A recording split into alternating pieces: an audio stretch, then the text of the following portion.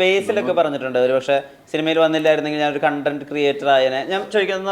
ഇപ്പോൾ ഗൂഗിളിൽ ഇപ്പോൾ ഒരു സയന്റിസ്റ്റ് ആയിട്ടൊരു സിനിമയിൽ അഭിനയിക്കണം എന്ന് ചോദിച്ചാൽ ചിലപ്പോൾ സിനിമ അങ്ങനെ വന്ന് ഭവിക്കണമെന്നില്ല, അത് വന്ന് ഭവിക്കുകയല്ലേ. പക്ഷെ ക്രിയേറ്റർക്ക് സ്വയം അങ്ങനെ ആവാൻ പറ്റും ഒരു കണ്ടന്റ് എടുത്തിട്ട്. അപ്പം അങ്ങനെയുള്ള സൗകര്യങ്ങളുണ്ട്, ആളുകളിലേക്ക് ഒരു പേഴ്സൺ ടു പേഴ്സൺ ആയി ഈ കോണ്ടന്റ് റീച്ച് ഒരു കണ്ടന്റ് ക്രിയേറ്ററിനെ സംബന്ധിച്ചിടത്തോളം അങ്ങനെ ആഗ്രഹങ്ങൾ വന്നിട്ടുണ്ടോ എപ്പോഴെങ്കിലും? അല്ല, എനിക്ക് ഞാൻ മനസ്സിലാക്കുന്നത് ഇപ്പൊ ഇവര് പറഞ്ഞ പരിപാടി ഉണ്ടല്ലോ, നമ്മൾ കാണുന്ന റീൽസ് എന്ന് പറഞ്ഞാൽ ഒരു ക്യാമറ ഇങ്ങനെ വെച്ചിട്ട് അതിന്റെ മുമ്പിൽ നിന്നിട്ട് ഇവർ പലതും ചെയ്യുന്നത് എനിക്കത് പറ്റില്ല, ഒരിക്കലും പറ്റില്ല. അതാ ഞാൻ എത്ര ക്യൂരിയസ് ചോദിച്ചാൽ എത്ര ടേക്ക് വരെ പോകും ഇത്?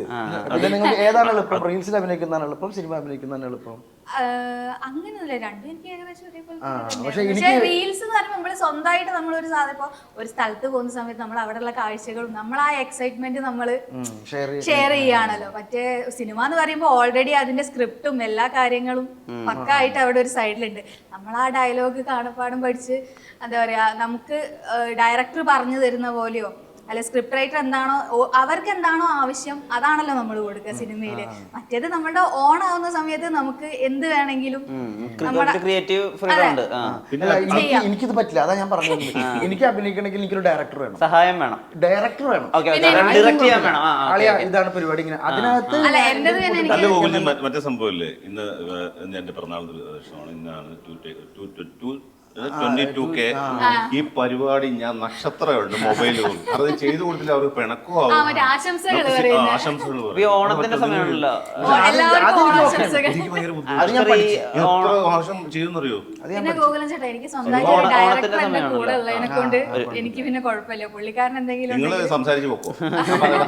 ഈ ഓണത്തിന്റെ കൊടുക്കുക 2 കവർ.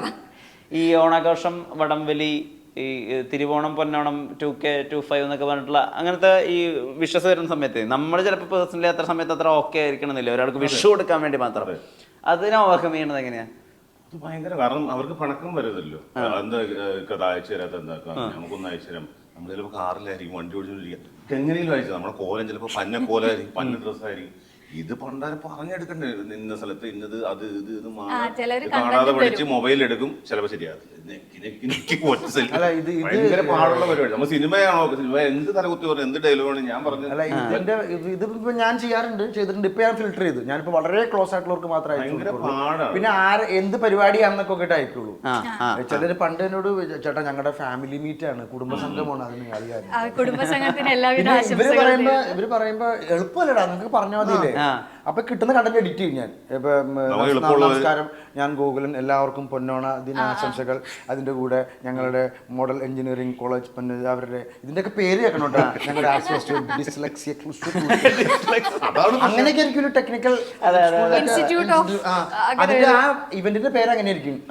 അപ്പൊ അത് ഞാൻ എഡിറ്റ് ചെയ്യും. നമസ്കാരം, ഓഗസ്റ്റ് 26 നടക്കുന്ന കോളേജിന്റെ ഓണത്തിനാഘോഷം. പിന്നെ ഞാൻ ഒരു തെറ്റുള്ള ബുദ്ധിമുട്ട് ഇത് പഠിച്ച് പറയാൻ ഷൂട്ട് ചെയ്യാന്നുള്ളതല്ല, വീട്ടിലുള്ള ഷൂട്ട് ചെയ്യണത്. രാവിലെ എഴുന്നേറ്റ് ഇങ്ങനെ നമസ്കാരം, ഞാൻ ഗോകുലൻ. ഗോകു ചായ വേണ്ട. അപ്പൊ അത് കട്ടായല്ലോ. പിന്നെ അപ്പൊ അമ്മ, അപ്പൊ കൊച്ചൂര്, അച്ഛാ ഇവിടെ കൊച്ചൂര്. പിന്നെ നമസ്കാരം, ഞാൻ ഗോകുലൻ. അപ്പോഴേക്കൊരു അപ്പൊ ഇവരുടെ വിചാരം എളുപ്പമാന്നാ. ആക്ച്വലി ഇത്രയും ബുദ്ധിമുട്ട് എന്റെ ഇടയിലുണ്ട്. പിണക്കാനും പറ്റത്തില്ല, നമ്മുടെ സുഹൃത്തുക്കളായിരിക്കാം, നമുക്ക് വേണ്ടപ്പെട്ടവരായിരിക്കാം. നമ്മുടെ സിറ്റുവേഷൻ എന്താന്ന് ചിലപ്പോ അവർക്ക് മനസ്സിലാവണമെന്നില്ല. ഞാനൊരു ആക്ടർ കിടന്ന് കഷ്ടപ്പെടുന്നുണ്ട്. ഈ ഓട്ടോ എന്തൂസിസ്റ്റിക് ഫെസ്റ്റ് എന്നാണ് ഇതിന്റെ പേര്. അതായത് അതൊരു എന്തൂസിസ്റ്റിക് ഫെസ്റ്റ് എന്നാണ് അതിന്റെ പേര്. അതായത് ഓട്ടോ ഇൻഡസ്ട്രികൾ വരാനുള്ള ഒരു ഫെസ്റ്റ്. അതൊരു ഓട്ടോമൊബൈലിന്റെ ഡിപ്പാർട്ട്മെന്റ് ആണ് നടത്തുന്നത്. കുറച്ചുകൂടി ഉണ്ട് ഈ പേര്, കറക്റ്റ് ഇതല്ല. ഇത് പറയാൻ ടങ് സ്ലിപ്പ് കൊണ്ട് ഇത് ഇങ്ങനെ പെടാപ്പാട് വീടാണ്. അപ്പം ഇത് കഴിഞ്ഞിട്ടാണ് നമുക്ക് ഇന്റർവ്യൂ എടുക്കാൻ. അപ്പം അദ്ദേഹം ടങ് സ്ലിപ്പ് വിളിച്ചു പറയാം, സഹോദരൻ ഈ പേര് ഞാൻ പറഞ്ഞിട്ടില്ലേ, കുഴപ്പമുണ്ടാവും. പിന്നെ നമ്മള് ചിലത് ചെയ്തു കൊടുക്കാറുണ്ട്. അതായത് ഈ ചാരിറ്റി പരിപാടികൾ, ചിലരുടെ ചികിത്സാ സഹായ പരിപാടികൾ, അതൊക്കെ ചെയ്തു കൊടുക്കും. കോളേജിലൊക്കെ ഒരുമാതിരിയൊക്കെ ചെയ്തു കൊടുക്കും. പിന്നെ ഇങ്ങനത്തെ ഞാൻ നേരത്തെ പറഞ്ഞ ഞങ്ങളുടെ കുടുംബ സംഗമത്തിനൊപ്പം ചെയ്ത ചേട്ടാന്നൊക്കെ പറയുമ്പോ അത് നമുക്ക്. പിന്നെ ബേസിക്കലി ഇത് ഇപ്പൊ നമ്മൾ പറഞ്ഞ ചാരിറ്റി പരിപാടിയൊക്കെ നമുക്ക് ഉള്ളിൽ നിന്ന് തോന്നും ചെയ്തു കൊടുക്കാൻ. അല്ലെങ്കിൽ ഒരു കുട്ടിയുടെ ചികിത്സ സഹായം, മറ്റു കാര്യങ്ങൾ നമുക്ക് ഉള്ളിൽ നിന്ന് തോന്നില്ല. നമ്മൾ അപ്പൊ ഞാൻ ബേസിക്കലി ഇതെനിക്ക് ആസ്വദിക്കാൻ പറ്റുന്നില്ല, എനിക്കിത് ഇഷ്ടമില്ല, ഇതെനിക്ക്. അപ്പൊ ഞാൻ ചെയ്ത് ശരിയാവൂടാ.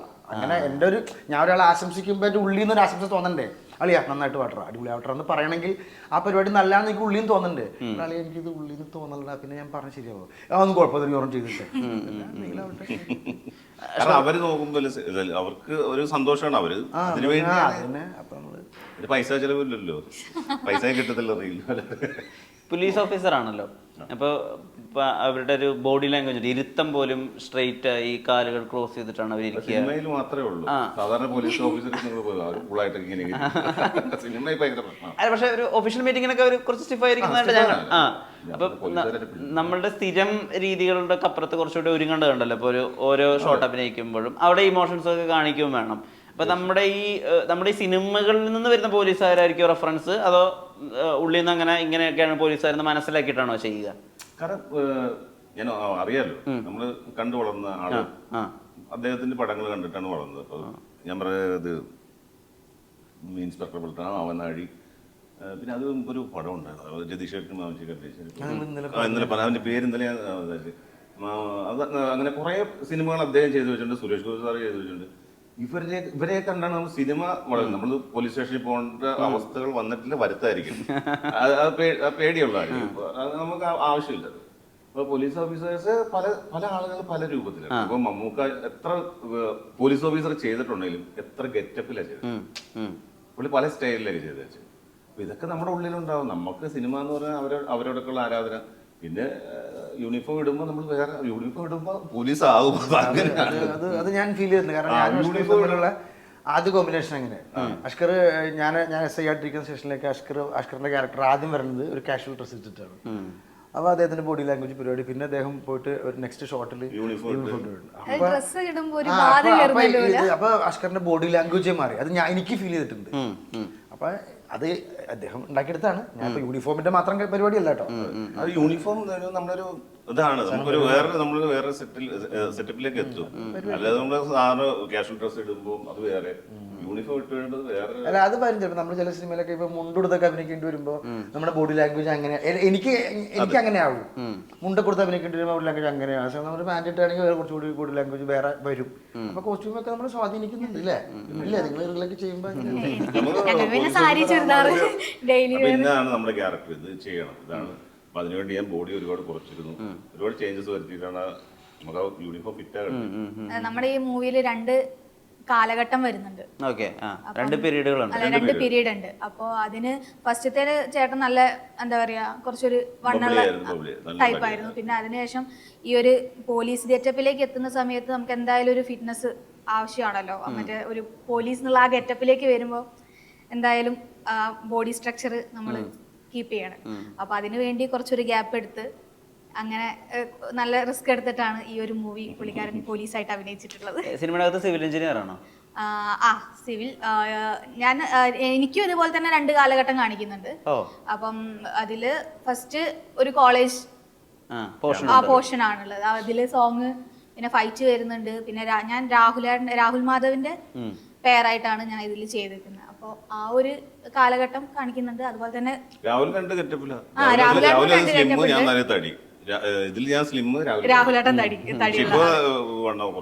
അപ്പൊ പിന്നെ ഞാൻ ഇതിൽ വരുന്ന സമയത്ത് പിന്നെ പുള്ളിക്കാരൻ പോലീസിന്റെ ഗെറ്റപ്പിലാവും, ഞാനൊരു എഞ്ചിനീയർ. അങ്ങനെ ആ ഒരു ഡിഫറൻസ് നമ്മുടെ ഈ ഒരു മൂവിയിൽ കാണിക്കുന്നുണ്ട്.